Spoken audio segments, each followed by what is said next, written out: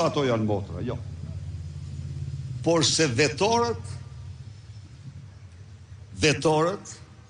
marrin licencat e avokatërve dhe në stilin e Rakipi ata do të shkatrojnë përfundimisht të gjithë shërbimin e avokatisë, masi janë të vetmit që i kanë pengë gjykatësit, prokurorët, dhe është absolutisht drejtësia e konfliktit interesit.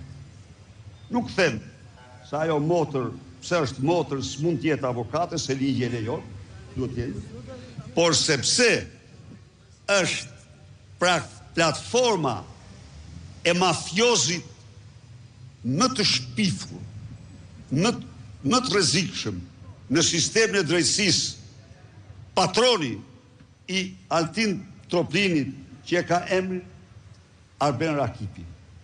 Çfarë bën Arben Rakipi? Arben Rakipi është drejtor i shkollës magjistraturës.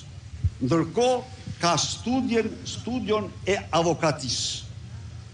Dhe shkon tani tek nxënësit e tij që mbarojnë dhe u pret gjobat, të kam vu kaq, të kam kaluar kaq, të kam bërë këto, të kam bërë ato, dhe ky s'ka akt më të shëmtuar, s'ka dëshmi më flagrante të një drejtësie të konfliktit interesit.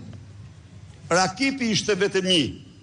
Tani keni lukunin e vetorve, që janë, imagjinoni ju një famoze Genta Bunga, e cila përflitet për shuma të tmerrshme, bashkë me këtë Pamelen, të cilat përfliten për takime me Mek Gonigalin, të cilat përfliten për shumë, dhe këto tani të vinë të mbrojnë,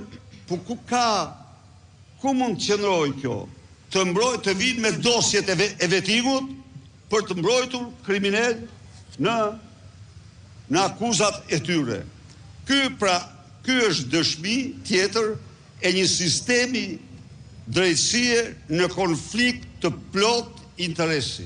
Ja se çfarë krijoi Soros reforma. Nuk mbetet gjë tjetër, vetëm Delina Fico temrohet antare në gjykatën kushtetuese. Edhe ajo do ndodhi. Pyetje, unë i hapur për çdo pyetje.